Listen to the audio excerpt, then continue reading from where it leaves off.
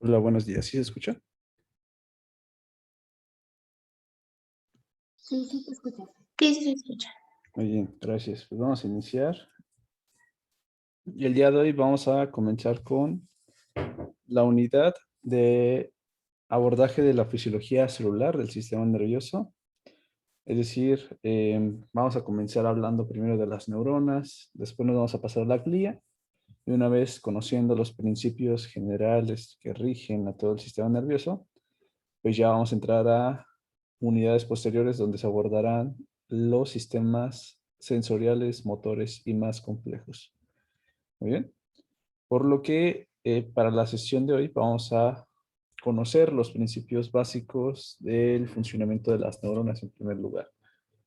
Hoy vamos a hablar de la electrofisiología y la excitabilidad, ya que pues yo creo que muchos hemos escuchado que las neuronas funcionan a través de impulsos eléctricos. ¿Muy bien? Entonces pues vamos a tener una introducción, después vamos a hablar un poco sobre la dinámica de la membrana, recordar algunos conceptos por ahí sobre transporte a través de la misma. Vamos a darnos cuenta que justamente el transporte de iones nos va a estar generando electricidad entre las células. Entonces, hablaremos de electrofisiología en sí y ya con todas las bases, pues terminamos con el impulso nervioso. Esta unidad tiene, pues hasta cierto punto, una correlación clínica importante que no suele ser tan frecuente, pero hay que considerarla. ¿Muy bien? Más que nada por el impacto que puede tener en todo el sistema nervioso. Si es que le pegamos a las neuronas, pues le pegamos a todo. Muy bien, entonces pues vamos primero con la introducción y para esto eh, pues imagínense la siguiente situación. Piensen que van ustedes caminando y de repente ustedes no están viendo, pero están a punto de picarse el pie con una tachuela o están a punto de pegarse en el dedo chiquito con una esquina de su casa, de un mueble. Y ahora piensen en si les ha pasado, qué tan rápido ha sido su respuesta. Entonces imaginemos cuánto han demorado en tal vez responder, en gritar tal vez, o incluso en retirar su pie y comenzarse a sobar, ¿no? Como para que se les quite el dolor. Pues bueno, más o menos todo esto está desencadenado por la vía nerviosa primero del dolor, que corre por el sistema sensitivo, pero al generar un reflejo, pues lo que tú quieres es retirar inmediatamente tu pie, pues para ya no estar expuesto a ese estímulo que desencadenó el dolor. Entonces, pues hay que generar una respuesta motora. A esto se le conoce como un reflejo simple, ¿no? Entonces, imagínense cuánto tiempo demoraron para generar esa respuesta. Realmente fue pues muy, muy rápido, ¿no? A lo mejor ni siquiera pusieron atención, solamente saben que retiraron su pie, saben que gritaron, saben que les está doliendo. Bueno, pues la pregunta a responder el día de hoy es, ¿por qué se da tan rápido esa comunicación? Y bien que aquí no solamente está implicada una neurona, hablábamos de que son demasiadas dentro del cuerpo y que pues de alguna forma deben que estar conectadas. Entonces, la respuesta sería, para generar esta rapidez y efectividad en nuestro reflejo, necesitamos de un impulso eléctrico que recorre una gran distancia. Vean, se está estimulando la planta del pie y la neurona tiene que hacer relevo hasta la médula espinal, pero vean qué tan largo está. Mínimo debe que ser 1 metro de distancia de separación. Entonces, pues qué tan rápido tiene que recorrer ese metro. Impulso eléctrico siempre y cuando estemos hablando de una sola neurona y es en lo que nos vamos a enfocar hoy. El día de mañana, continuando bajo esta misma secuencia de tratar de entender la rapidez de la comunicación, veremos cómo es que se conectó con una segunda neurona que nos va a dar el componente motor de la respuesta. Y para que esa comunicación exista, pues estamos hablando de las sinapsis. Muy bien, entonces piensen que esto se da de forma muy, pero muy, muy rápida y son tan efectivas que nos ayudan a realizar todas las tareas de nuestro día a día. Eso es como que lo más sencillo que podemos imaginar, pero prácticamente todo el sistema se rige por eso. Si ustedes ahorita están pensando, están viendo la presentación, están haciendo apuntes, están tomándose un café, están escuchando la presentación también, piensen que todo eso que están realizando en este momento pues se rige por impulsos eléctricos y realmente se dan muy, muy rápido que incluso pueden estar anticipando en ciertas conductas. Muy bien. Bueno, pues dicho esto, hay que recordar las partes de la neurona para tener un contexto pues estructural. Bueno, pues la neurona a grandes rasgos tiene 4 regiones funcionalmente hablando. Tenemos un soma, que es el cuerpo celular. Ahí reside el núcleo, reside la mayor parte de nuestra maquinaria de síntesis proteica, como lo es los ribosomas con su retículo endoplásmico, el aparato de Golgi, todo lo que tenga que ver con el empaquetamiento vesicular.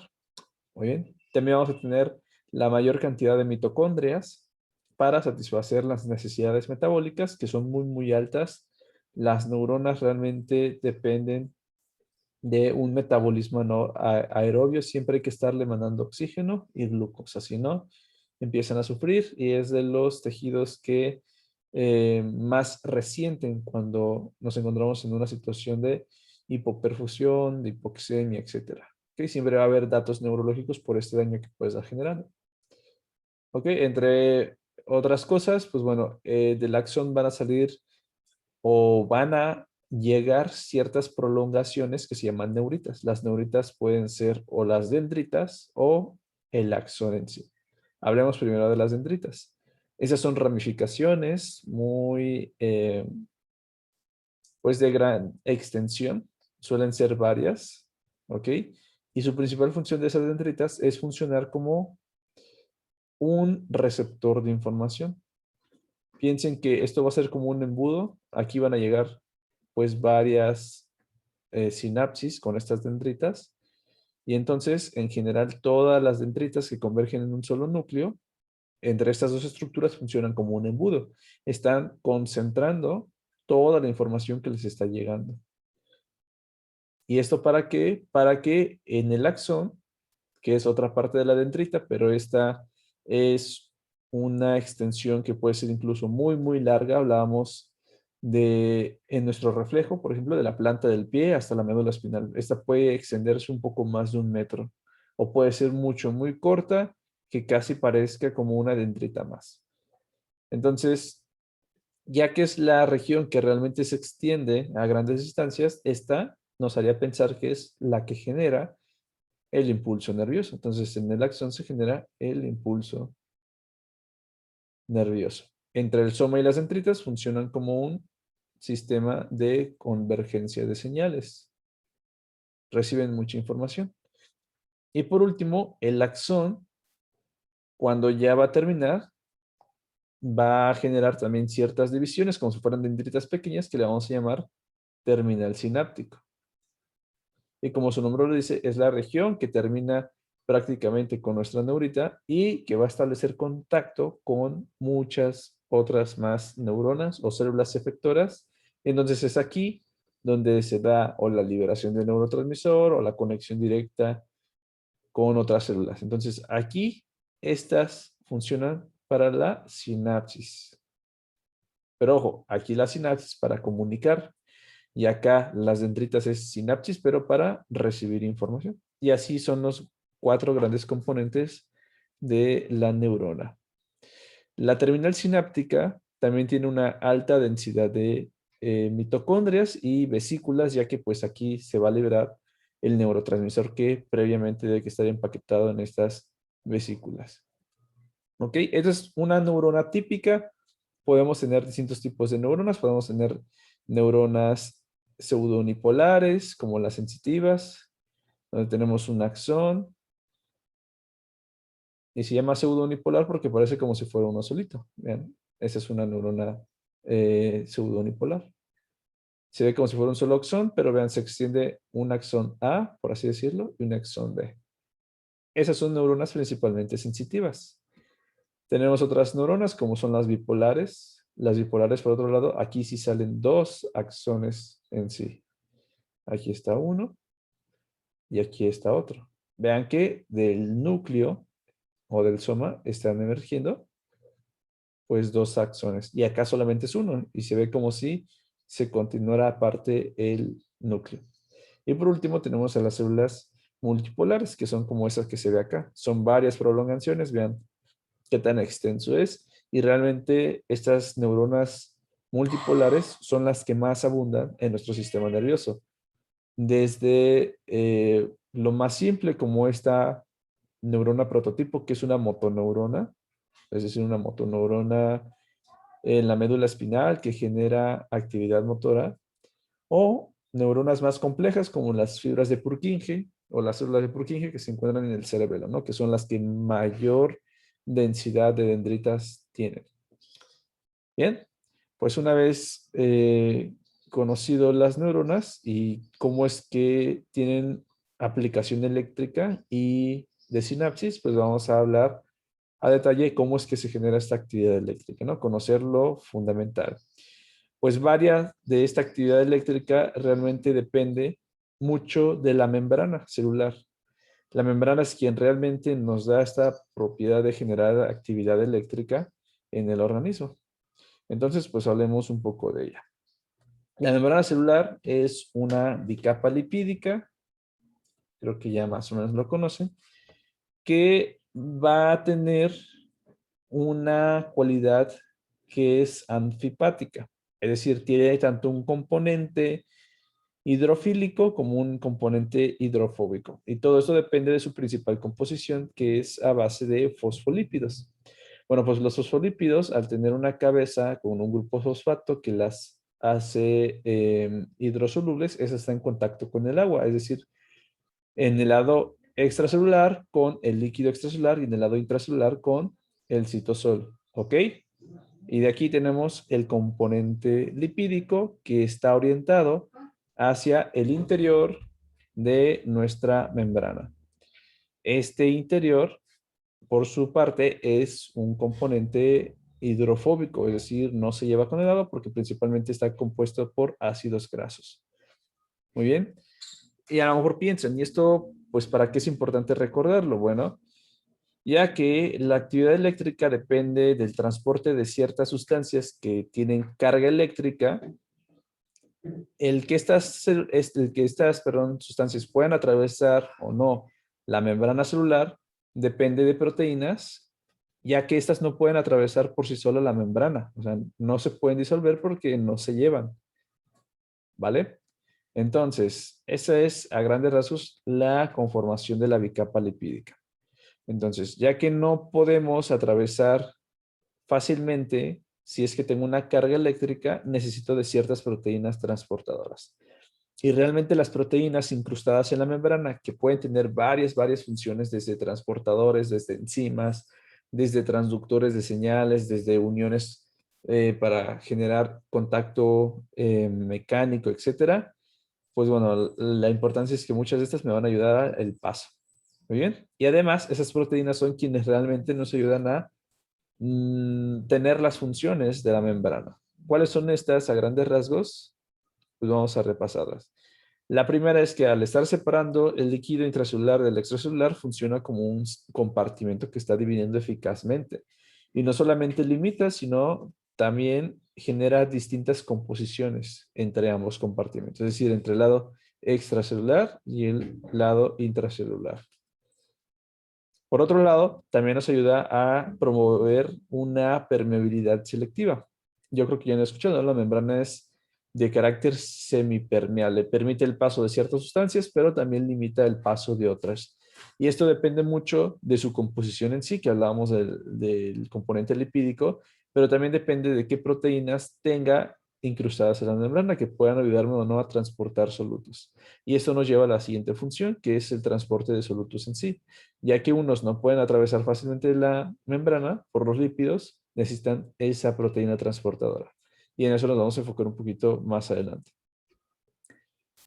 De las proteínas que están incrustadas, unas también pueden funcionar como receptores, como enzimas. Y muchos de estos nos ayudan a transducir señales. Y esto también lo pongo o bueno, lo resalto, ya que cuando hablemos de sinapsis, bueno, pues varias de esas proteínas receptoras justamente se van a encargar de transmitir la señal del receptor al cual se están uniendo varios neurotransmisores. Lo mismo con este componente de la comunicación celular. Va de la mano con esto, con señalizaciones que está generando, pero además existe contacto directo entre células. Lo vamos a ver en algunos casos de sinapsis eléctricas, como es que se comunican directamente célula con célula.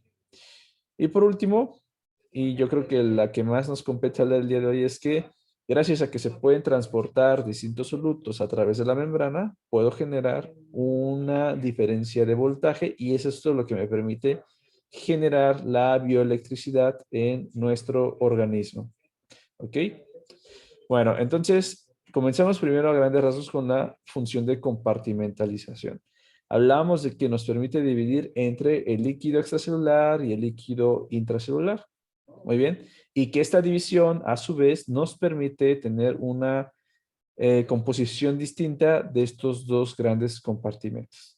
No vamos a entrar a fondo, solamente recordar algunos de los solutos que más nos interesa en esta composición. ¿Cuáles son estos? Primero, recordar que tenemos solutos que tienen carga. A estos solutos les vamos a llamar iones. En el caso de que tengan carga positiva, van a ser cationes. Carga negativa, van a ser aniones. ¿Ok? Vamos a hablar de los principales cationes. Tenemos al sodio. El sodio es el principal catión del líquido extracelular. Nos encontramos en 145 aproximadamente fuera de la célula y este va en rangos normales de 135 a 145. En el caso del potasio, el potasio es el principal catión, pero en comparación con el sodio, este va a estar más, va a abundar más en el líquido intracelular. ¿Ok? De tal forma que en el lado extracelular, que es lo que nosotros podemos medir, por ejemplo, con un estudio de laboratorio y demás, ese se encuentra aproximadamente a 4.000 equivalentes. Lo normal del potasio es que vaya de 3.5 hasta 5 o hasta algunos casos hasta 5.5. Entonces, si dan cuenta, 3.5 a 5.5, una media de 4.5 más menos 1. Muy bien. Son los principales cationes o cargas positivas que nosotros contamos. Vamos con los aniones. Los aniones, el anión extracelular más abundante es el cloro. Y este casi siempre acompaña al sodio para regular el volumen, pero en el impacto eléctrico realmente no tiene tanta importancia y más adelante vamos a ver por qué. Bueno, pues el cloro debe que estar en nuestro cuerpo aproximadamente de 98 hasta 108 mil equivalentes por litro, tomando una media de 105. ¿Ok? Y los aniones intracelulares más abundantes realmente son varios. Los más importantes son las proteínas y los grupos fosfato. Entonces no olviden estos, proteínas y grupos fosfato son los más abundantes dentro del líquido intracelular. Aquí no podemos hablar de una concentración en específico por la siguiente razón. Varias de esas proteínas forman parte de un componente estructural en nuestros organelos o como enzimas o como componentes del citoesqueleto. Estas, al estar fuertemente unidas a estructuras y tener un componente principalmente estructural, pues realmente no es como que estén solubles en el plasma, pero aún así generan una carga eléctrica. ¿Me voy a entender? Entonces, no se puede medir porque forman grandes complejos, pero están generando una carga eléctrica negativa, las proteínas. Por otro lado, los grupos fosfatos, misma situación, pueden estar unidas a ciertas proteínas, pero además los grupos fosfatos forman parte de grandes moléculas importantes para la célula, como lo son los ácidos nucleicos, acuérdense que tienen un grupo fosfato, y también en las moléculas energéticamente metabólicas, ¿no? Como es el ATP, el ADP y otras moléculas que son importantes, ¿no? Tienen grupos fosfato que también nos aportan una carga negativa dentro de la célula. Algo importante de estos dos aniones intracelulares es que estos no pueden salir de la célula. Por lo tanto, no, pues bueno, no difunden porque son grandes estructuras, lo que les comentaba. Entonces, ya de por sí con esto podemos pensar que dentro de la célula va a haber una carga negativa por el simple hecho de que no puedan salir. Muy bien, entonces no olviden la concentración de estos iones son importantes al menos para la sesión de hoy. Después hablaremos de otros como los el calcio y el magnesio. Ese nos interesa un poco más en la siguiente sesión que es de sinapsis. Muy bien, entonces la membrana nos ayuda a generar estas diferencias entre un lado y el otro lado. Ahora, hablábamos de que para que ciertos componentes puedan atravesar la membrana, pueden atravesarlo fácilmente sin ayuda de nada o, en su defecto, necesitan de una proteína transportadora para que puedan atravesar a través de esta membrana. Muy bien, entonces pues vamos a hablar primero del transporte o tráfico de sustancias a través de la membrana. A grandes rasgos, los podemos clasificar de acuerdo a el sustrato energético que estén ocupando. Y entonces tenemos un transporte activo y un transporte pasivo desde el punto de vista de que cuando el aporte energético corre tras la hidrólisis de ATP. Hidrólisis de ATP. Piensen que esta es el fundamento para clasificarlo si es pasivo o es activo. El transporte pasivo no realiza hidrólisis de ATP, mientras que el transporte activo sí lo hace. Otra característica es que el transporte pasivo, el movimiento de solutos va a favor de un gradiente de concentración. A favor de un gradiente. Electroquímico, eléctrico y de concentración. Pero el transporte activo, justamente como se va a ir en contra del gradiente, necesita de este aporte energético para poder vencerlo, porque siempre que nosotros queremos ir en contra de lo que nos dice la naturaleza, por así decirlo, que siempre es ir a favor de un gradiente, cuando queremos ir en contra de uno, necesitamos de un gran aporte energético. ¿Ok? Entonces aquí tenemos el transporte activo. Bueno, pues si se dan cuenta, tanto el pasivo como el activo, hay un apartado donde está mediado por proteínas, es decir, para que puedan entrar y salir de la célula necesitan estar apoyados por una proteína. Ahorita vamos a ver que las principales proteínas que nos ayudan al transporte de sustancias a través de la membrana son canales iónicos, poros y proteínas transportadoras. ¿Bien? Entonces ahorita vamos a profundizar un poco más en esto. Vamos primero con el transporte pasivo. El transporte pasivo, vean que puede atravesar la sustancia sin ninguna ayuda de ningún transportador o con ayuda. Cuando no necesita ayuda de ningún transportador, a esto se le llama difusión simple. No le hagan caso ahí a la imagen porque a veces hasta los libros se equivocan. Es una difusión simple porque no necesita ayuda de nada. Solamente atraviesa la célula, la bicapa lipídica y ya.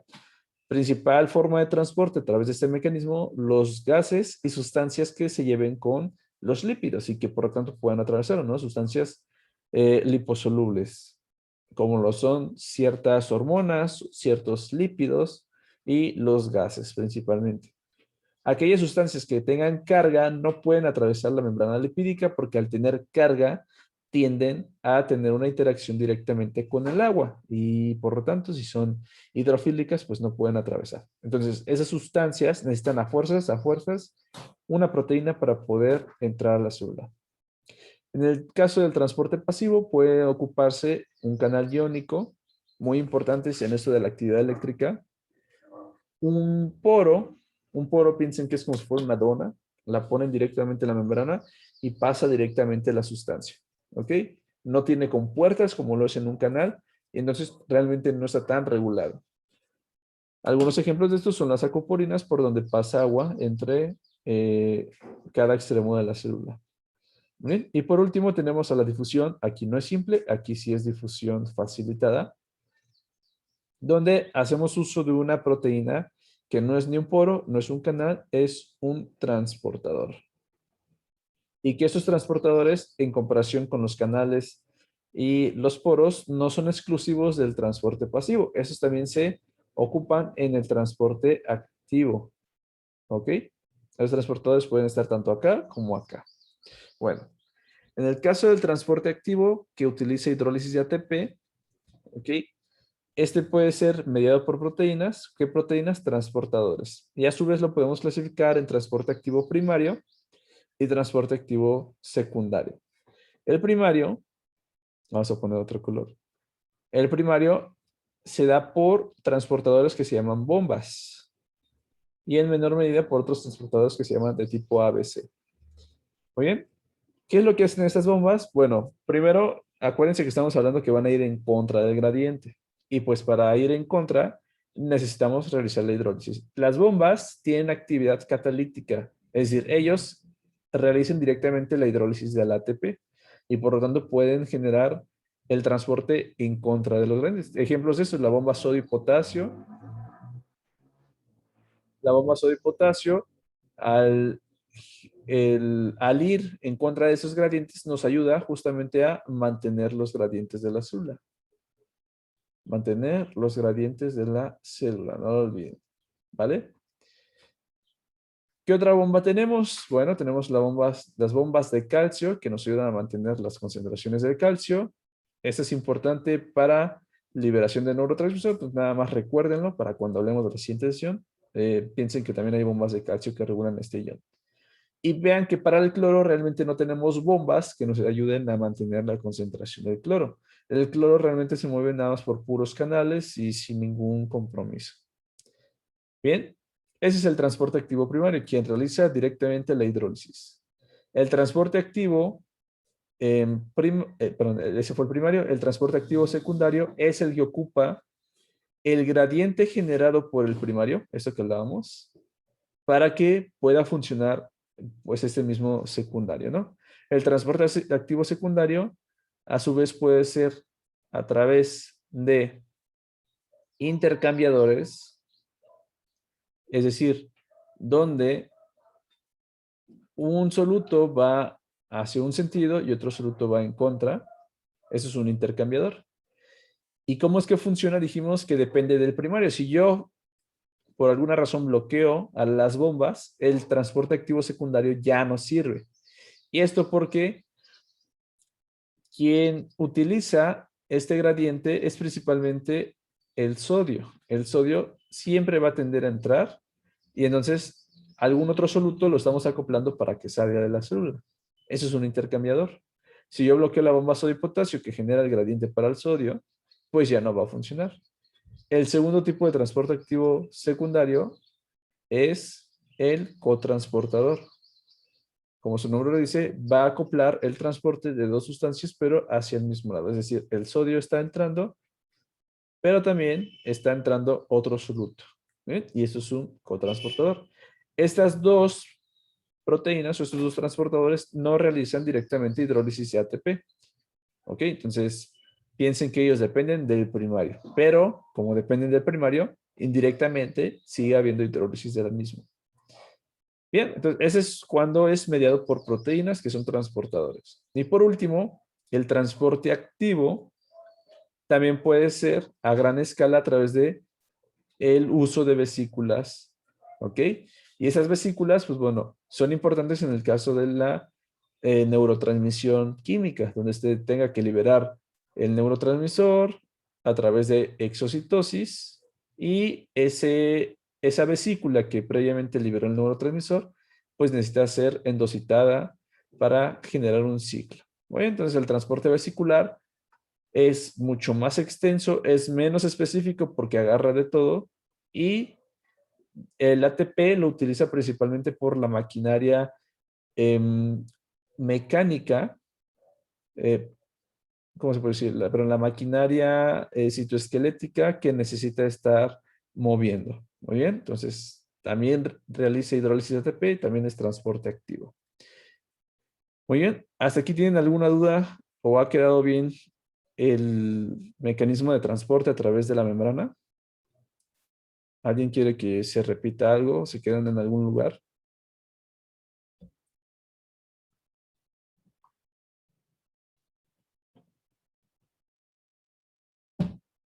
Bueno, entonces seguimos. Ya hemos visto cómo se puede transportar, ¿no? Los solutos a través de la membrana. Para que exista electricidad, que es lo que nos compete, nos interesa ver entonces cómo es que se transportan los solutos que tienen carga, es decir, los iones. Entonces,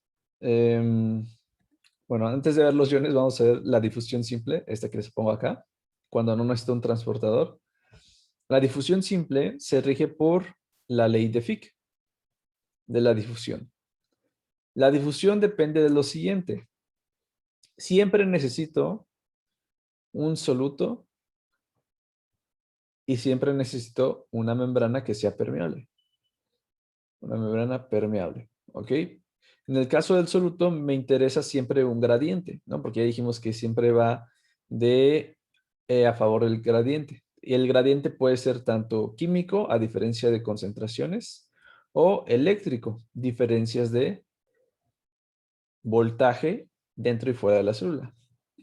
Y en el caso de la permeabilidad es un poquito más complejo. Este depende de la superficie que yo tengo de membrana. Entonces, a mayor superficie, pues más posibilidad tiene un soluto de que pueda entrar. Del grosor de la misma. Eh, si es menor el grosor, mayor facilidad tiene para atravesar el soluto. Pero también depende de otras situaciones, como por ejemplo el grado de solubilidad del soluto, es decir, qué tanto se puede disolver en el componente lipídico de la membrana. Ya decíamos que los gases pueden difundir fácilmente porque se pueden disolver de esta forma, pero no así partículas de mayor tamaño, como lo son las proteínas, macromoléculas en general, pero también los iones por la carga que se lo impide normalmente. Muy bien. De tal forma que pues tenemos varios factores que determinan la difusión de un soluto a través de la membrana, donde los más importantes es que exista un gradiente y exista una elevada permeabilidad. Si no hay permeabilidad a través de la membrana, pues realmente no va a poder pasar este soluto a través de ella. Y aquí pues algunos datos que si quieren se pueden desglosar todavía más. Muy bien. Ahora sí. Pues por esto difícil que resulta el transporte a través de difusión simple, utilizamos los transportadores y ya teníamos la introducción de esto, ¿no? Las tres proteínas que podemos utilizar para atravesar la membrana son poros, que son como donas incrustadas en la membrana, que permiten el paso directamente de sustancias a través de la misma y que este principalmente nos ayuda a transportar agua a través de las famosas acoporinas. Vean que em, este nunca va a estar cerrado, siempre es una vía continua a través de la misma. Entonces, pues la cantidad de moléculas que puede dejar pasar, pues realmente es muy, muy, muy grande. ¿Ok? Aquí lo pueden ver. Después tenemos a los canales. Piensen que los canales son como que estas donas, pero les ponemos una compuerta y la compuerta se puede abrir, se puede cerrar. Entonces, los canales cuando están abiertos se comportan como si fuera un poro, pero tienen esta característica, ¿no? De al tener una compuerta se pueden abrir, se pueden cerrar en respuesta a distintos estímulos. Más adelante vamos a ver que estos canales iónicos son los que realmente nos dan la actividad eléctrica de pues todas las células del organismo. Vean que la cantidad que permite en el paso de a través de pues también es pues algo grande. Nada más que tiene la limitante de el cambio conformacional en su estructura para la apertura y cierre de sus compuertas. Y por último tenemos a los transportadores, que estos son muy, pero muy distintos a el poro y el canal. Esos que decíamos que eran donas, pues aquí ya no es una dona. Estos transportadores realmente no ofrecen una vía de comunicación directa, es decir, nunca vamos a ver a través de un transportador de un lado al otro de la membrana. Esos dependen más de cambios conformacionales y funcionan más o menos acoplando esos solutos, metiéndolos y sacándolos. Pueden hacer más o menos el ejemplo con sus nudillos. Piensen que ahí, por ejemplo, estarían captando una sustancia y después la estarían pasando al otro lado, la captan, la transportan, pero si se dan cuenta, en esos cambios conformacionales nunca hay una vía continua. Los poros ya dijimos que son como donas y siempre está pasando, ¿no? Los mismos con los canales, nada más con una compuerta, pero este no. Siempre necesita estar con acople de solutos por cambios conformacionales. Por lo tanto, este ciclo de pasar de un lado al otro realmente permite el paso de muy pocas moléculas por segundo. Hablamos de 200 a 50,000 en comparación, vean, con esta gran cantidad a través de poros y canales. Entonces es un poco más regulado. ejemplos de estos transportadores, hablábamos de las bombas, pero también de los transportes activos secundarios. Estos nos ayudan, en el caso de las bombas, a generar y mantener los gradientes de concentración a través de la membrana y que esos gradientes son importantes pues para que haya también movimiento. Entonces, de alguna u otra forma también están implicados, ¿vale? Y otros transportadores, por ejemplo, los podemos ocupar en el caso de los neurotransmisores para empacar neurotransmisores dentro de vesículas, ¿ok? O para recapturar neurotransmisores cuando queremos que esos finalicen con su actividad.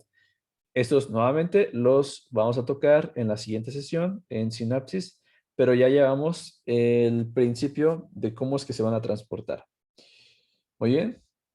Entonces, vean con qué nos quedamos ya aterrizando las clasificaciones, ¿no?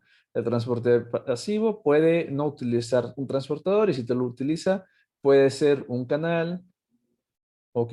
O puede ser un transportador. El transporte activo puede ser primario, ocupamos las bombas o transportadores ABC y el secundario, pues el cotransportador y el intercambiador. ¿Ok?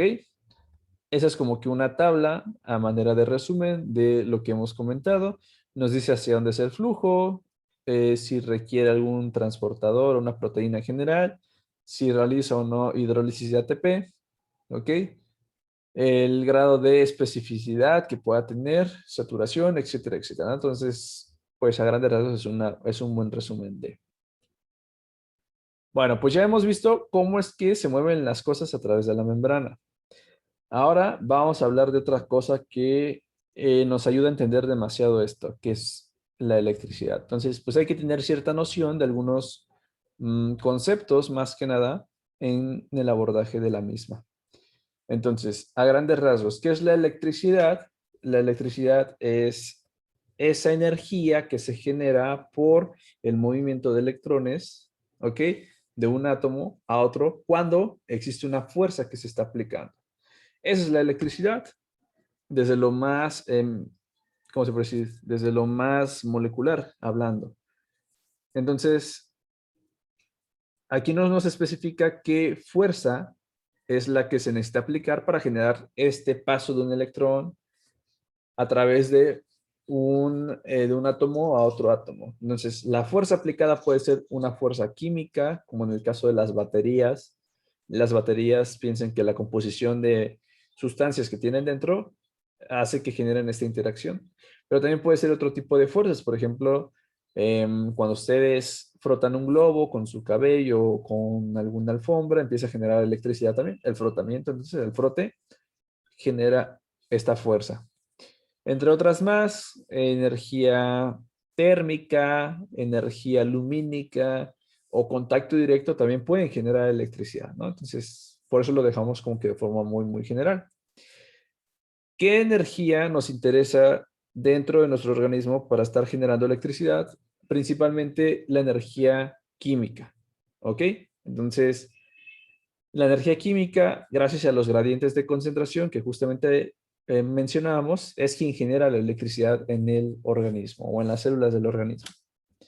Oye, entonces vean, este paso de un electrón de un lado a otro es quien realmente está generando la electricidad, ¿no? De ahí viene.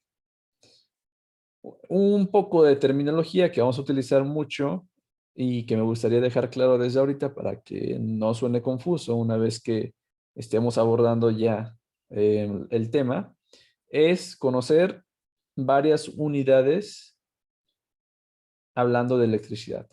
El primero de ellos es la carga. La carga, que se mide en coulombs y por símbolo Q, es esa propiedad intrínseca de la materia que por el simple hecho de estar conformada por ciertos elementos ya nos da una carga. Es decir, la carga es esa propiedad que tienen los elementos que encontramos en la tabla periódica de simplemente tenerla y ya. Y esto depende por el número de protones y electrones que tengan, ¿no? Eso que pues desde química nos han enseñado, que será desde secundaria, ¿no? Entonces, la carga entonces es una propiedad intrínseca de la materia que depende de su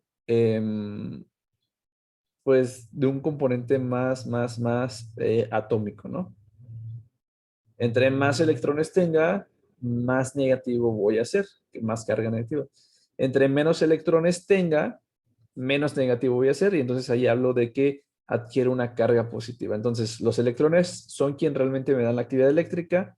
Un cuerpo con muchos electrones, por así decirlo, está cargado negativamente, y un cuerpo con pocos electrones está cargado positivamente. Muy bien. En segundo lugar, tenemos el voltaje con símbolo con V y con unidad del volt. Aquí vamos a utilizar más milivolts por la cantidad pequeña que utilizan las células. Pero el voltaje, también llamado potencial eléctrico, es una diferencia de cargas que existe entre un lado y otro lado. Eso es como que un voltaje, ¿no? Una diferencia de cargas por cierta extensión de área, por así decirlo. El voltaje, también llamado potencial, piensen que viene justamente desde este origen. Cuando ustedes les dicen tienes el potencial para hacer algo, es como que tienes la capacidad de, pero no te asegura que realmente vayas a hacer algo. Entonces, el voltaje nos ayuda a generar corrientes eléctricas, pero realmente no me asegura que se genere esa corriente eléctrica. Solamente dice que favorece a que se genere. Es como cuando le dicen, no tienes el potencial de terminar la carrera, pues, nada más te dicen como que sí puedes, pero no significa que vas a poder. Entonces, pues, lo mismo acá, ¿no? Eso es la corriente, perdón, el potencial eléctrico o voltaje. Después, ahora sí, con esto mismo que comentábamos, viene la corriente eléctrica con símbolo I, también llamada intensidad eléctrica, por eso la I, y unidades los amperes. La corriente eléctrica es ese flujo de electrones a lo largo de un material conductor o cualquier superficie que va a estar generando esta, valga la redundancia, esta magnitud de flujo eléctrico. ¿Ok? Entonces, la corriente eléctrica se ve favorecida por el voltaje, por ese potencial eléctrico que comentábamos, es decir, te impulsa, pero se ve contrarrestada por la resistencia eléctrica. La resistencia eléctrica es aquella fuerza que se opone al flujo de electrones, es decir, a la corriente eléctrica. ¿Ok? El símbolo utiliza las R y la unidad de medida son los ohms. Así como la resistencia impide el flujo de corriente a través de un material, la conductancia, que es el recíproco inverso o el contrario a la resistencia, la conductancia nos habla de esa propiedad de un material para favorecer la corriente eléctrica a través de este. Entonces, ojo, por ejemplo, si estamos hablando de un material, vamos a ponerlo acá, la corriente eléctrica, pues piensen que va a estar como que recorriendo, ¿no? Va a estar recorriendo. Ahí está. Piensen que eso es como que nuestra corriente eléctrica. Bien. Bueno, pues la resistencia es lo que se opone a que esta pues no pase. Y la conductancia, por otro lado, es la que favorece que pase. La resistencia y la conductancia son propiedades de el material por donde se transmite la corriente. Son propiedades del material, ojo. Mientras que la corriente es el flujo de electrones. ¿Ok? El flujo de electrones entonces no depende del material en sí. El flujo de electrones es el electrón que va viajando y ya. Si yo me estoy enfocando en las cualidades para poder transmitirlo, ya me interesa el material y el material entonces tiene una resistencia y una conductancia. ¿Ok? Tenemos materiales que son buenos conductores, como lo es la mayoría de metales, en el caso de componentes que no sean parte del cuerpo. Y dentro del cuerpo, pues todos los componentes acuosos, las soluciones acuosas del cuerpo y los electrolitos, pues ayudan a que sean buenos conductores. ¿Bien? Y por lo tanto se pueda generar esta electricidad. Entonces, esa es la conductancia y esa es la resistencia, propiedades del material donde pasa esa corriente eléctrica. Y por último, tenemos la capacitancia, y la capacitancia como su nombre lo indica, es esa capacidad de poder almacenar carga eléctrica, ¿ok? O de poder contener carga eléctrica de forma temporal. Entonces es como que una cualidad un poco más de almacenaje de carga. Muy bien. El símbolo que se utiliza es la C, entonces no hay que confundir conductancia con capacitancia. La capacitancia, al igual que estas dos medidas, también es una propiedad del cuerpo o del material, más no del electrón. Muy bien. Entonces, del electrón que nos interesaba, la carga y la corriente, tiene que ver con el electrón. Y del material nos interesa su resistencia, la conductancia y la capacitancia. ¿Ok? ¿Hasta aquí tienen alguna duda? ¿Quieren que se repita algún concepto? ¿Sí quedaron todos claros? Para que ya nos metamos a lo molecular.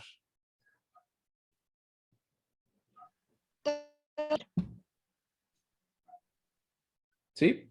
No sé si hay dudas o si vamos bien. Todo bien, Fer, gracias. Muy bien. Entonces seguimos. Entonces no se les olvide, cuando vean en su libro de fisiología estos símbolos, pues ya más o menos saben a qué hace referencia. ¿Ok?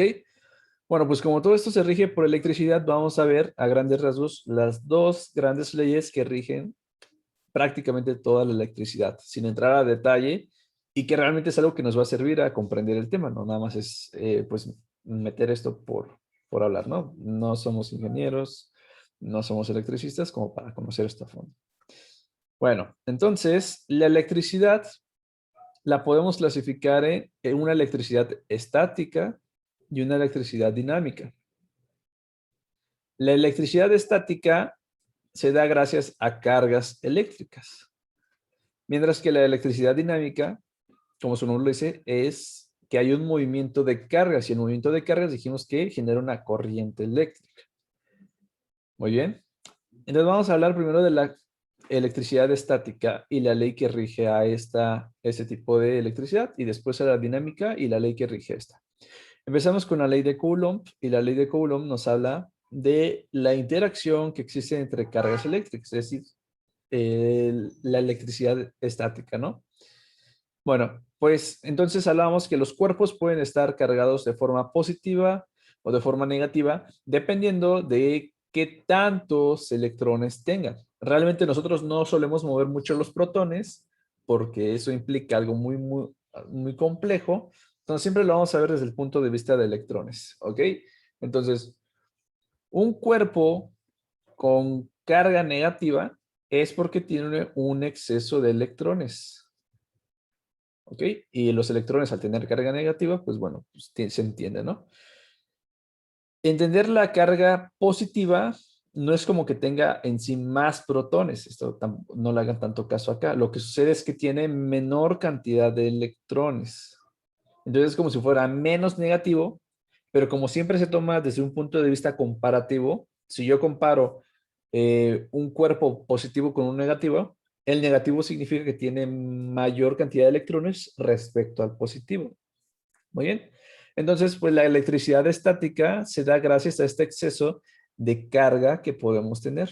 Entonces, eso es interesante, ya que a veces cuando hablamos de, es que está cargado eléctricamente, gracias a las cargas, yo creo que muchos hasta de forma inconsciente lo utilizamos al hablar de potencial eléctrico, ¿no? Por ejemplo, a través de la membrana siempre decimos, se da gracias al movimiento de cargas, se da gracias a una diferencia de cargas, ajá, pero ¿qué onda con entender bien las cargas, no? Entonces, lo que la ley de Coulomb nos trata de decir es la fuerza o la interacción que va a existir entre dos o más cargas, ¿ok? Y esta interacción va a depender de dos principales factores. La carga en sí, si esta es positiva o negativa, y la distancia que existe entre las cargas. Y para esto vamos a recordar lo que nos han dicho siempre, ¿no? Cargas opuestas se atraen, cargas similares se repelan, ¿no? Entonces un positivo con un negativo tiende a generar una fuerza de atracción, pero no así con cargas similares, ¿no? Positivo con positivo, negativo con negativo, se repelan entre ellos. Entonces, La fuerza de atracción o la fuerza de repulsión va a depender también de la distancia a la cual nos estemos sometiendo. Si esto, por ejemplo, lo transpolamos a una célula, un organismo vivo, pues pensaríamos que las células funcionan como si fueran unas diferencias de carga, ¿no?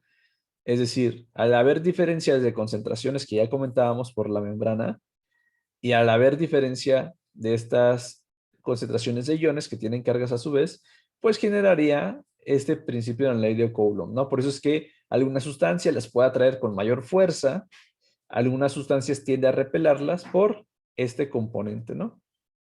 Entonces, esta es la ley de Coulomb y rige a las propiedades pasivas, por así decirlo, de la membrana, ¿no? Cuando la membrana está en reposo principalmente. Por otro lado, la ley de Ohm nos habla de la corriente eléctrica y su interacción con otros componentes. Acuérdense que la electricidad dinámica nos habla de cuando hay un flujo de cargas, ¿no? Entonces, en sí, de corriente eléctrica. Y la corriente eléctrica es directamente proporcional a una diferencia de voltaje, pero es inversamente proporcional a una resistencia que obviamente se opone a esta corriente. Muy bien.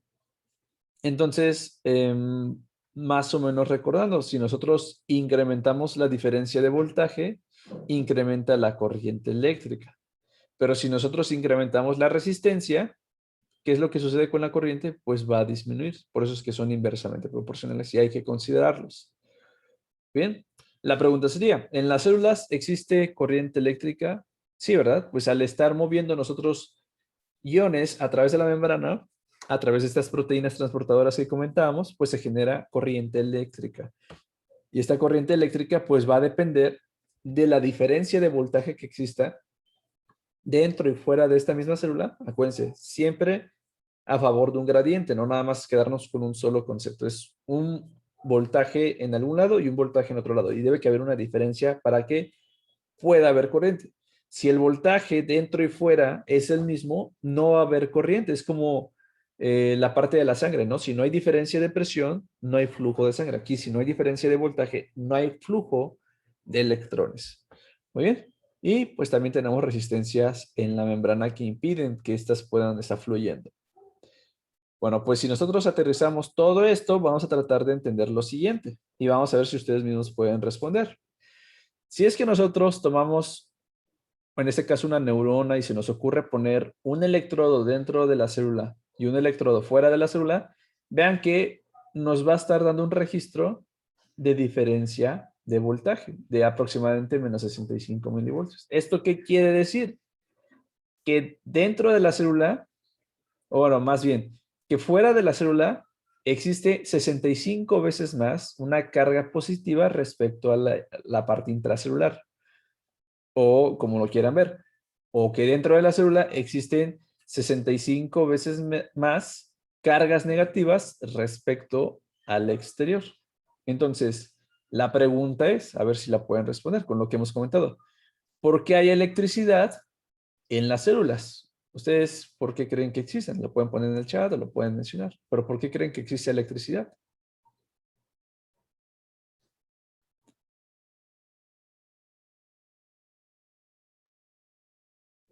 Ya vimos dinámica de la membrana, ya vimos conceptos de electricidad. ¿Por qué creen ustedes?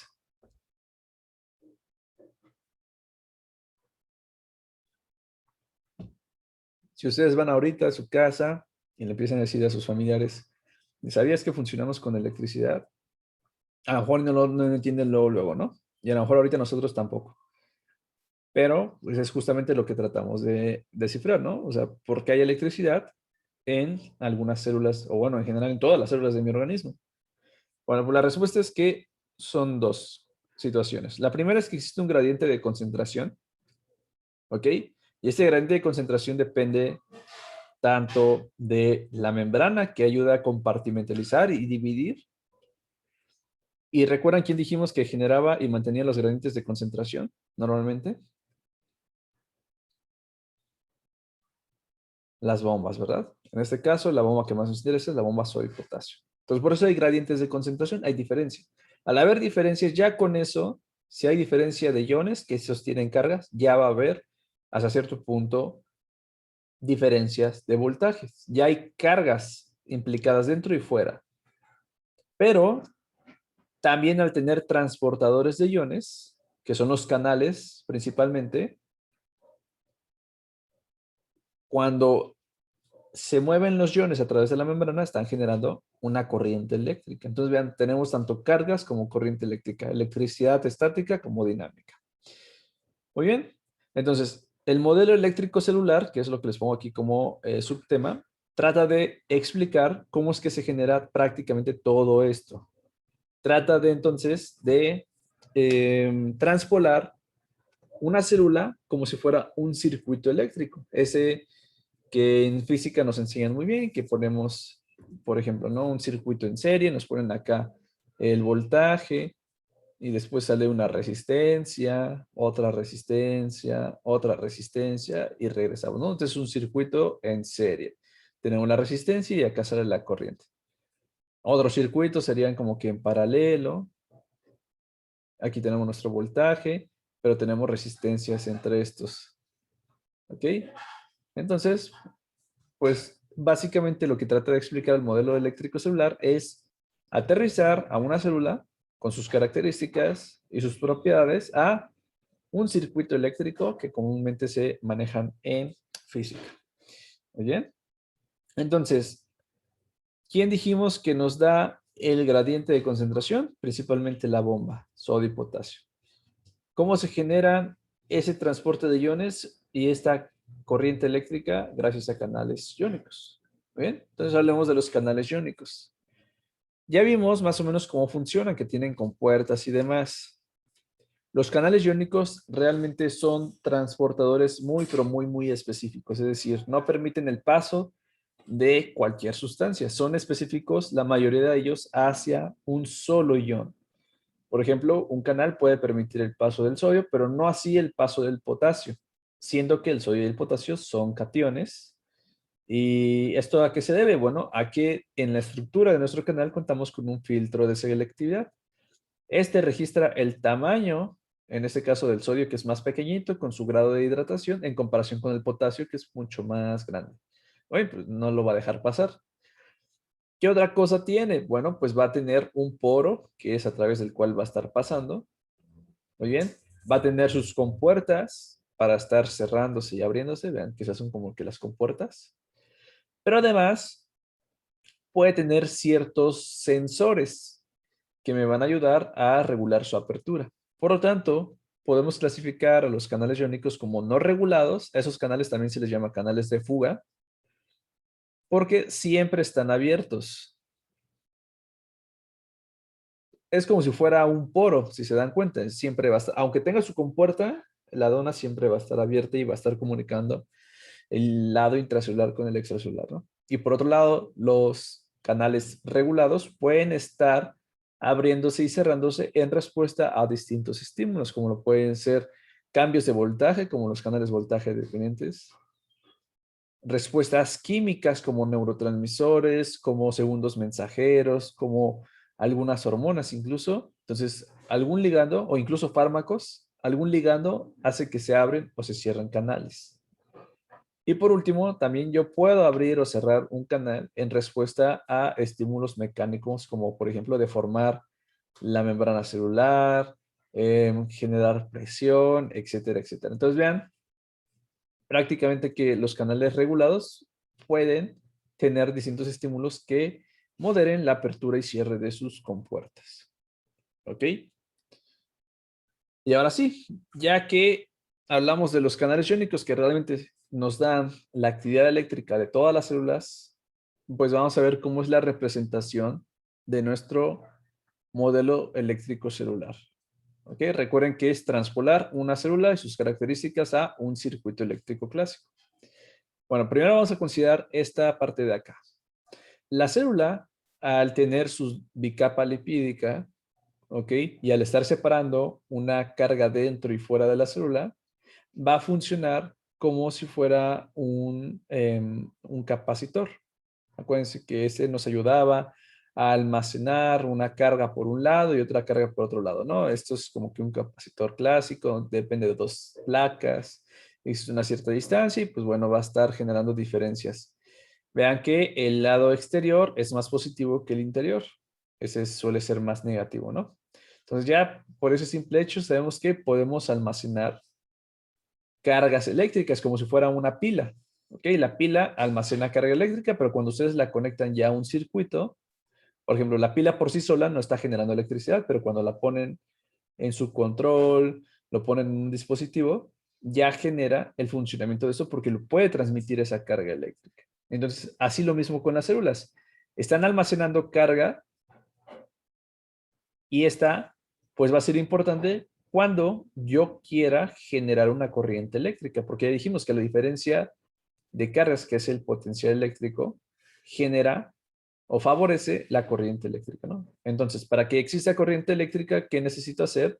Pues abrir o cerrar canales, ya que esos permiten el flujo de corriente. Entonces, los canales tienen un componente dual.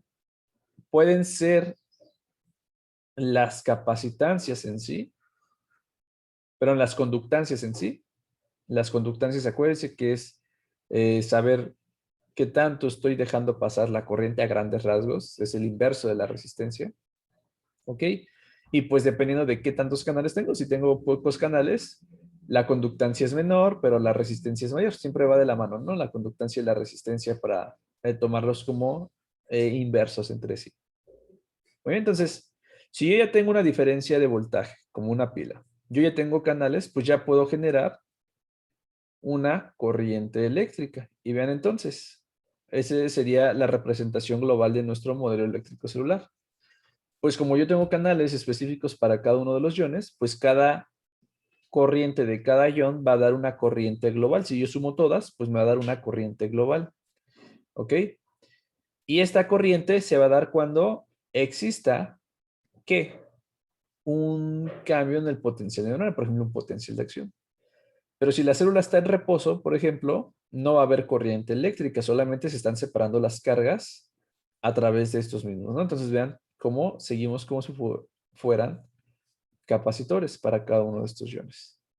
Y entonces, pues esto es a grandes rasgos la representación del modelo eléctrico celular. Transpolar todo lo que vimos de conceptos de electricidad a nuestra célula. Entonces ya con esto espero que quede un poquito más claro cómo es que se rige todo.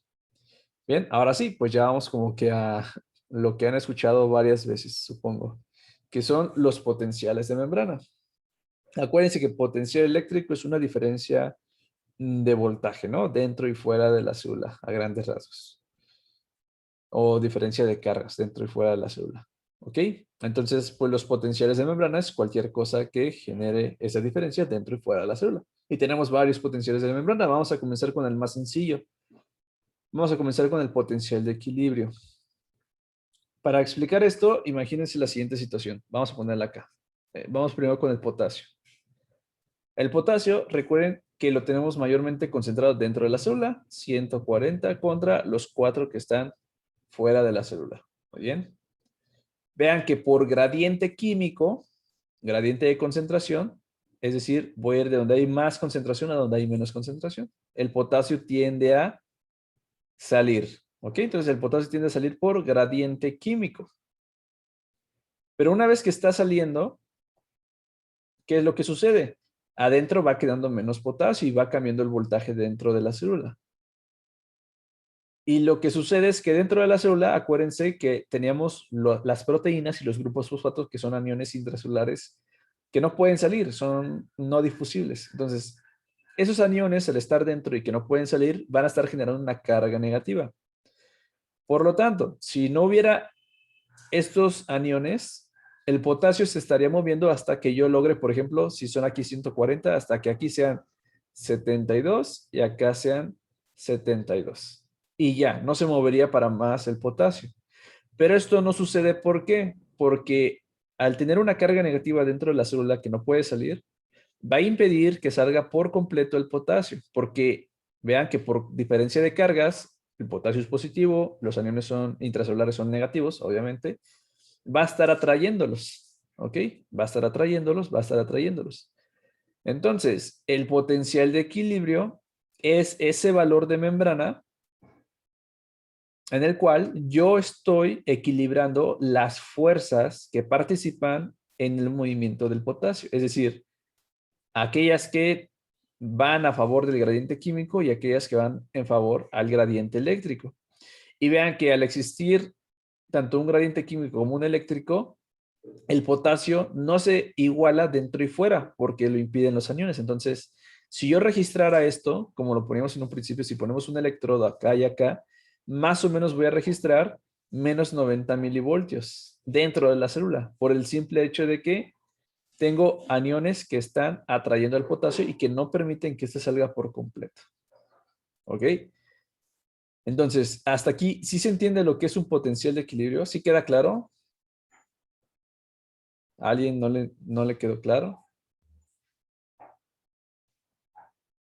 Entonces, ¿qué es un potencial de equilibrio? Es cuando las fuerzas que van a mover a este ion, ¿ok? Son de magnitudes iguales, pero de sentidos contrarios. Es decir, se interpone el gradiente químico con el gradiente eléctrico y hace que ya no haya flujo del potasio. Pero eso que no haya flujo del potasio no significa que se equilibraron las cargas o se equilibraron las concentraciones. No. Lo que me dice es que ya no se va a mover. Y si ya no se va a mover, pues va a generar una diferencia de voltaje. Esa diferencia de voltaje es el potencial de equilibrio. Misma situación para el sodio, por ejemplo. El sodio está más concentrado fuera de la célula, 145, que dentro, que son 15. El sodio tiende a entrar. Pero fuera de la célula, pues tenemos al cloro, que es muy abundante, con 108 aproximadamente, y dentro de la célula es muy, muy poco, aproximadamente 20. ¿Ok? Entonces, ¿qué sucede? El sodio tiende a entrar por gradiente de concentración, gradiente químico. ¿Ok? Pero así como va entrando, como el potasio iba saliendo, ¿qué sucede? No se iguala, no es como que aquí vaya a quedar dentro, fuera de la célula 80 y acá dentro 80 y ya hasta ahí quedó, no. Pues como yo tengo mucho cloro fuera de la célula en comparación adentro, genera el mismo efecto como si fueran los aniones intracelulares. A pesar de que el cloro sí puede entrar y salir de la célula, existe una diferencia de este ion y esta diferencia hace que no todo el sodio, ¿ok?, pueda estar entrando por completo porque hasta cierto punto el cloro también los tiende a atraer, ¿ok? Pero como el sodio tiende a entrar y con carga positiva, al entrar va a hacer que la célula adquiera un valor positivo, el potencial de equilibrio para el sodio es positivo en comparación con el potasio porque sale. El potencial de equilibrio para el sodio es de 60 milivoltios en comparación con el potasio que era de menos 90. ¿Oye? Entonces, ¿el potencial de equilibrio de qué depende? Depende de las propiedades de la membrana, vamos a ponerlo así, como que es todo esto que ven acá, y del gradiente químico, acá está, y el gradiente eléctrico, que depende pues de las propiedades de la membrana, ¿no? Esto nos lo explica la ecuación de Nernst. La ecuación de Nernst entonces nos establece la interacción en que el voltaje de membrana, cuando hablamos de un solo ion, va a depender del gradiente eléctrico, que son todas las cosas que ven acá, y el gradiente químico. El gradiente eléctrico, una vez aterrizado a valores que utiliza el cuerpo, nos va a dar 61.5 y siempre se va a transpolar directamente este valor. ¿De dónde viene ese 61.5? Dijimos que vamos a sustituir con equivalentes corporales que la R es la constante de los gases, la T es la temperatura en kelvins, la Z es la valencia del ion y la F es la constante de Faraday, ¿ok? Para un campo eléctrico que se va a generar. Todo esto nos da el gradiente eléctrico. Ya sustituido, para no tener tanto problema, nos va a dar 61.5. Y eso lo multiplicamos por el logaritmo de la diferencia de concentración entre el lado extra celular y el intracelular. Entonces, vean, esto que pone acá, la diferencia afuera y adentro, es el gradiente químico. Bien, si no entendieron tanto la fórmula, pues nada más piensen que a partir de estos datos, pues nosotros podemos calcular el potencial de equilibrio para cada uno de los iones. Por ejemplo, del potasio, ya hablábamos, aproximadamente el potencial de equilibrio es de -90, ¿no? Ya redondeado. Para el sodio es de +65, por ejemplo, es positivo. Pero si consideramos, por ejemplo, el calcio acá, por ejemplo, la valencia, ese tiene 2 electrones de valencia. Las concentraciones también son muy distintas. Este, por ejemplo, tiene un potencial de equilibrio de +123. Entonces, ¿qué nos dice el potencial de equilibrio? El voltaje al cual ya no habría movimiento de iones, o decir, al cual se equilibran, ¿no? Es decir, lo que está entrando es igualito a lo que está saliendo. Y que por lo tanto el flujo neto, es decir, la diferencia entre lo que entra y sale es igual a 0. No significa que ya no se vayan a mover para nada. Significa que lo que entra es igual a lo que sale y el flujo neto entonces es de 0. Ese es el potencial de equilibrio. Muy bien. Bueno, pues esto es hasta cierto punto eh, para entender qué es lo que sucede cuando queremos mover un ion, quien dijimos que nos daba la actividad eléctrica, pero un ion se mueve a favor de gradiente químico y eléctrico. ¿Cómo entendemos eso? Con el potencial de equilibrio. Pero ¿cuál es el problema con la célula? Que la célula no solamente es permeable a un solo ion, es permeable a varios. Es permeable al mismo tiempo al sodio, al potasio, al cloro, al calcio, etcétera, ¿no? Pero además, la permeabilidad, es decir, la facilidad con la cual permite pasar a estos solutos, no va a ser la misma para todos. La célula, por ejemplo, permite más el paso para el potasio que para el cloro, pero a su vez permite el paso de estos dos más que del sodio. El sodio es el ion menos permeable para la célula.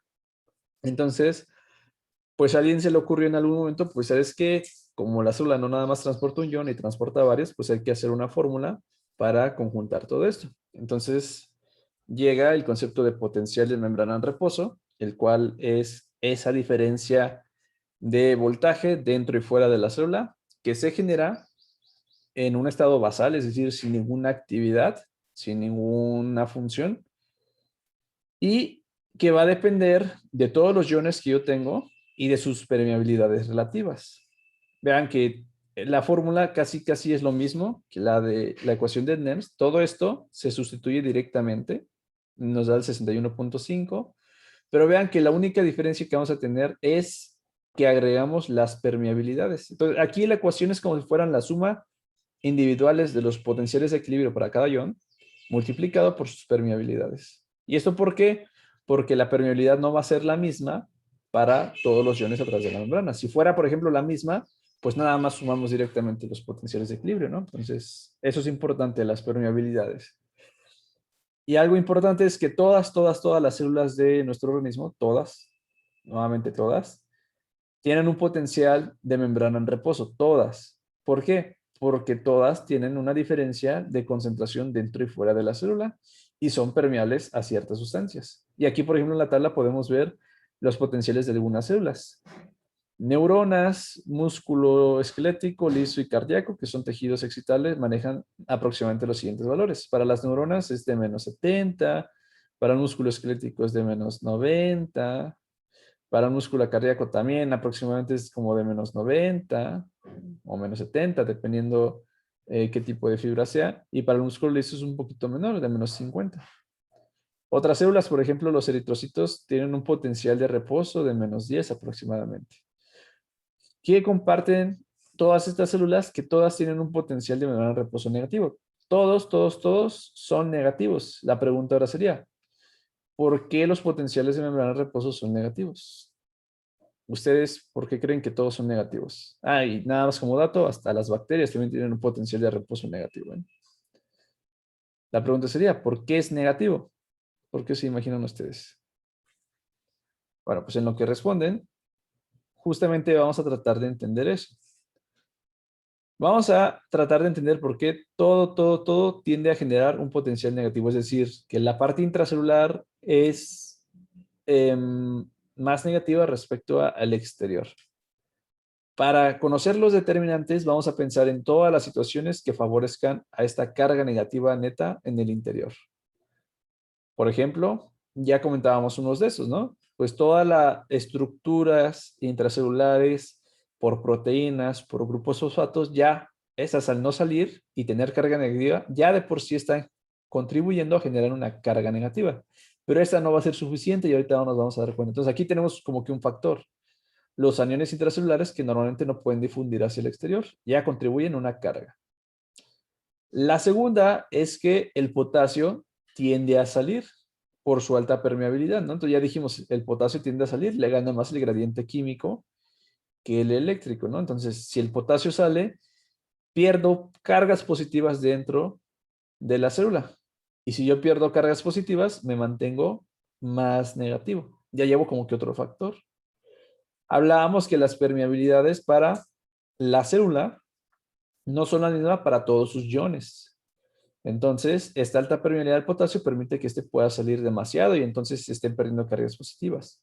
Pero no sucede lo mismo con el sodio. El sodio, por ejemplo, maneja permeabilidades muy, pero muy pequeños. En reposo se dice a veces que el sodio no es permeable en reposo. Entonces, normalmente el sodio no tendría por qué entrar a la célula. Y si no entra el sodio, pues no entran cargas positivas. Entonces, esta impermeabilidad al sodio hasta cierto punto también contribuye a que sea negativo. Bien, entonces, pues vamos a ver ahora sí cuáles son los determinantes. Están ordenados de mayor a menor importancia y esto sí, en algún momento se los van a tener que aprender para que le tomen importancia, ¿no? El factor más importante entonces es la alta permeabilidad al potasio. Vean que una célula en reposo, una neurona, un músculo, cual sea, tiene un valor negativo aproximadamente de menos 70 hasta menos 90.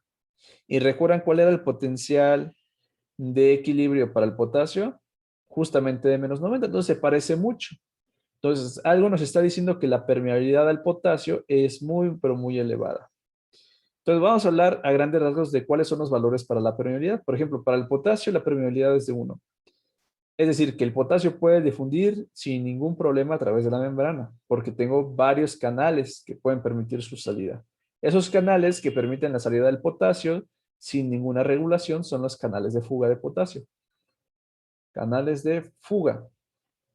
En las neuronas, los canales de fuga más importantes o las corrientes de potasio más importantes son la K2P o la conductancia por canales de dos poros y las corrientes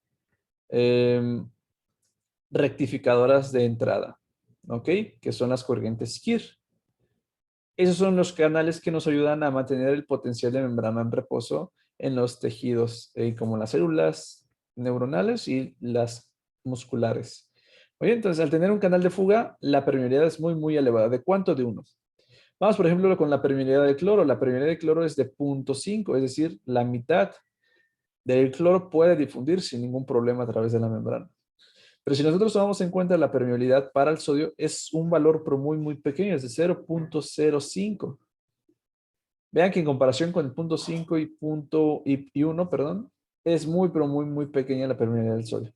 Entonces, en segundo lugar, tenemos la impermeabilidad al sodio.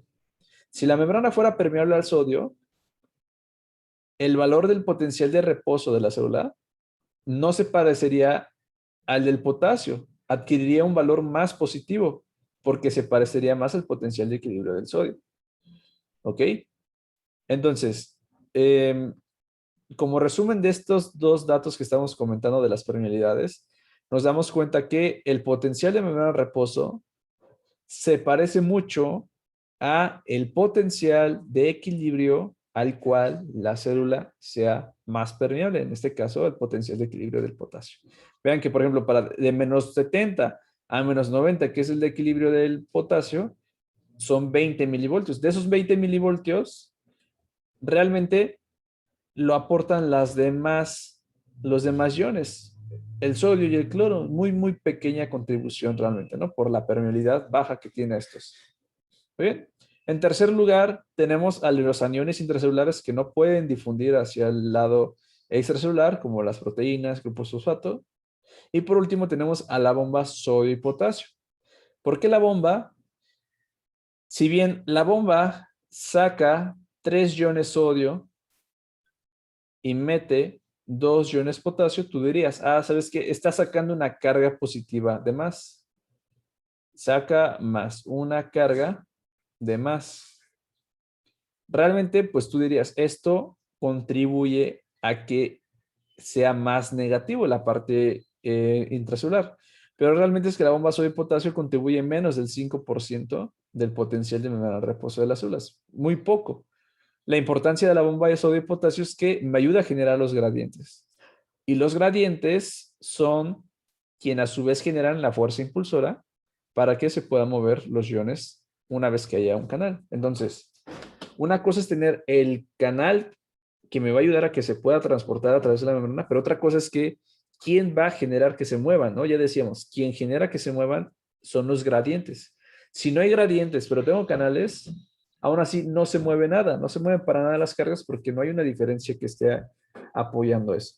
Por otro lado, si tengo la diferencia de voltaje, pero no tengo la permeabilidad, no tengo canales, pues tampoco se está generando corriente eléctrica porque no tengo cómo pasar esa corriente. Necesito de ambos para estar generando corrientes eléctricas. Muy bien, entonces la importancia de la bomba sodio y potasio no es tanto que me esté bombeando una carga de más, sino que genera los gradientes, ¿no? De ahí su importancia. Y así entonces es como organizamos o jerarquizamos los determinantes del potencial de reposo de la célula. Muy bien. ¿Esto por qué es importante? Porque nosotros en la clínica podemos modificar algunos de esos factores. Como dato, nosotros no podemos modificar así fácilmente todo lo que sea de carácter intracelular. Eso es solamente en laboratorios muy complejos que necesitan de ciertas pipetas, de ciertas sustancias que pues no se tienen, ¿verdad? En la clínica. Pero lo que sí se puede modificar es la concentración del potasio. La concentración del potasio, por ejemplo, podemos incrementarla, podemos disminuirla, podemos generar una hipercalemia cuando el potasio es mayor a 5 equivalentes sobre litro o una hipocalemia cuando el potasio es menor a 3.5 en la sangre. Y esto, si lo modificamos, ¿qué modifica a su vez? Pues la permeabilidad del potasio, ¿no? La fuerza con la cual se va a estar moviendo las células y eso lo vamos a ver en correlación clínica. Entonces, pues no se preocupen. Nada más piensen que se puede modificar y algo importante es que cuando nosotros jugamos con estos, pues van a implicar un cambio en el potencial de reposo y este le va a pegar mucho, mucho, mucho a las células excitables que ahorita vamos a ver. Entonces, trastornos del potasio le pegan mucho a los músculos y le pegan mucho a las neuronas, lo resienten mucho. Hay que tener cuidado entonces con el manejo del potasio. Otra cosa que podemos modificar es la bomba sodio y potasio ATPase. Esta la podemos modificar con fármacos que suelen bloquearlos.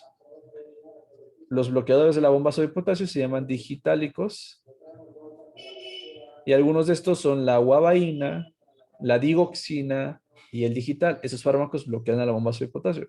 ¿Qué sucede si yo bloqueo la bomba sodio y potasio? Tú dirías, ah, pues ya no está sacando el sodio y el sodio se queda adentro y entonces se hace positiva y se tiende a despolarizar tantito.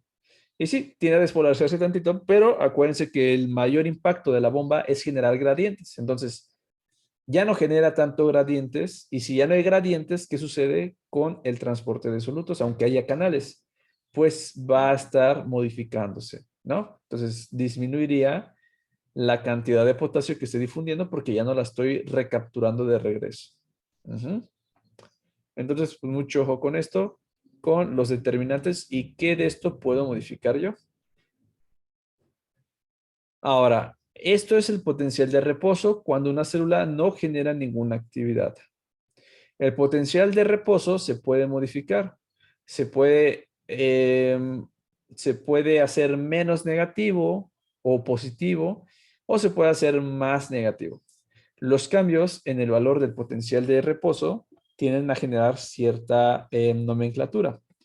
Por ejemplo, si el potencial de reposo es de menos 70 de las neuronas y ahora el potencial de reposo yo lo hago menos negativo, por ejemplo, a menos 30, o adquiero valores positivos, por ejemplo, hasta menos 10, cualquier desplazamiento hacia arriba del potencial de reposo se le llama despolarización. ¿Ok? Eso es una despolarización. Segundo, si yo adquiero valores más negativos, por ejemplo, me voy hasta menos 100 milivoltios, estoy haciendo más negativo, ¿ok? Más negativo porque estoy teniendo una carga negativa mayor, perdón.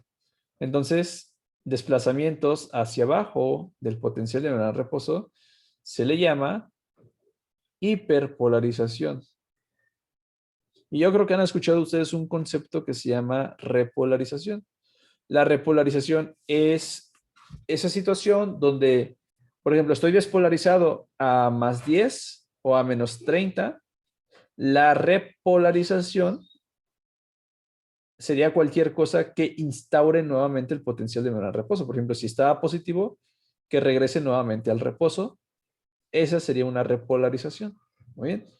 Restaurar nuevamente el valor del potencial de membrana de reposo. Entonces ya tenemos nomenclatura, ¿no? Despolarización, que se vaya hacia arriba el potencial de reposo, ya sea que se haga menos negativo o que adquiera valores positivos, que se haga positivo, o que se hiperpolarice, es decir, que se haga más negativo o se desplace hacia abajo. La repolarización solamente implica a que se instaure nuevamente el valor del reposo. ¿Muy bien?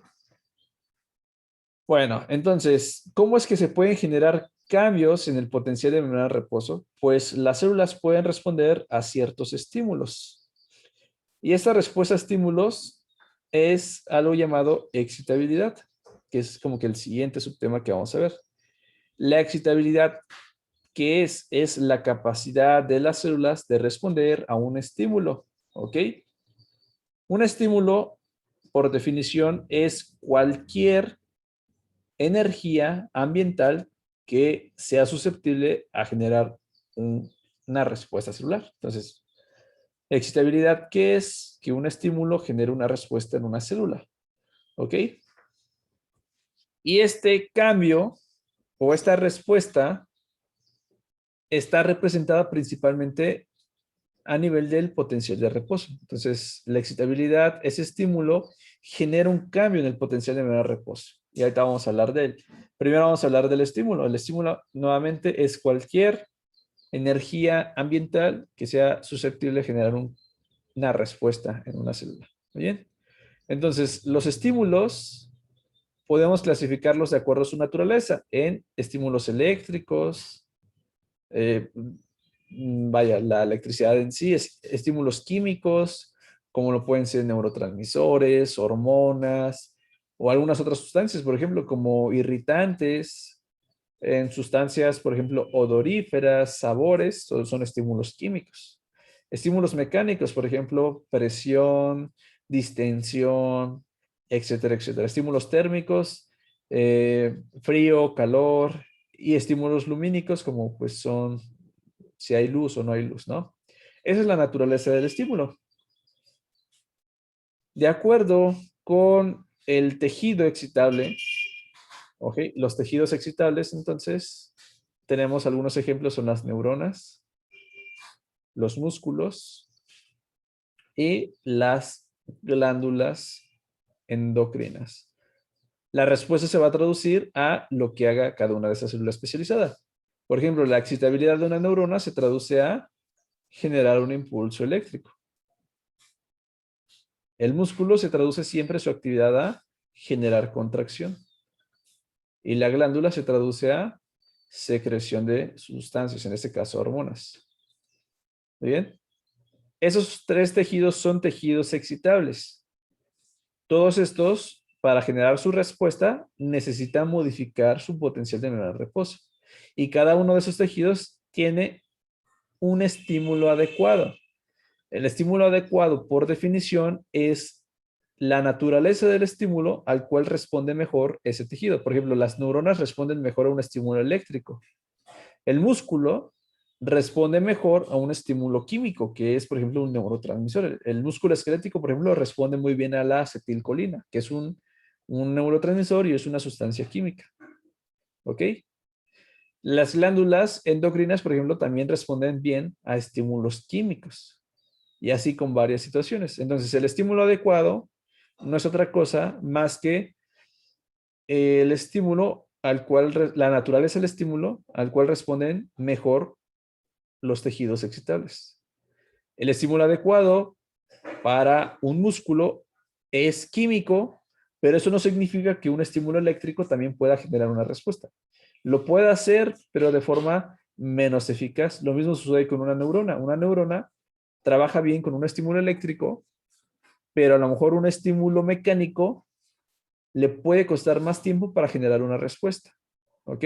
Entonces, eso es el estímulo adecuado. Otro concepto en cuanto a estímulos es el estímulo umbral. El estímulo umbral es un concepto un poco más cuantitativo. Es decir, es la mínima cantidad de energía necesaria para producir una respuesta. Mínima cantidad de energía. Es un concepto más cuantitativo y el estímulo adecuado es un concepto más cualitativo. Depende de la naturaleza del estímulo, ¿no? ¿Ok? Entonces, de acuerdo con el estímulo umbral, podemos clasificarlos en estímulos subumbrales, umbrales y supraumbrales. El subumbral, por debajo del umbral, significa que no va a generar una respuesta porque no está llegando al umbral. Muy bien, no está llegando esa mínima cantidad de energía necesaria para producir la respuesta. ¿Qué sucede con un estímulo umbral y un estímulo supraumbral? Como si llega al valor mínimo o incluso se pasa, pues sí va a generar una respuesta. Nada más hay que quedarnos con eso. Y por último está el concepto de estímulo efectivo.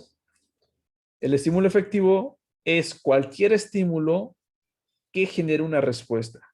Y ya así se queda la definición. Entonces, no nos interesa su naturaleza. Por ejemplo, hablemos de los fotorreceptores. Los fotorreceptores responden a cambios en la luz, ¿no? Por ejemplo, luz y oscuridad, lo están sensando y genera su respuesta. Es su estímulo adecuado. Pero un fotorreceptor, si a ti, por ejemplo, en algún momento te han golpeado la cara y has visto estrellitas o han visto en las caricaturas, cuando alguien se golpea ve estrellitas, el estímulo mecánico genera una respuesta, pero a lo mejor no es tan eficaz como lo desencadenaría la luz, pero está generando una respuesta y ese es un estímulo efectivo. El estímulo efectivo entonces es cualquier estímulo que genere una respuesta, independientemente de su intensidad, es decir, del umbral, independientemente de la naturaleza del estímulo. Cualquiera que genere una respuesta es un estímulo efectivo. Muy bien. Hasta aquí tienen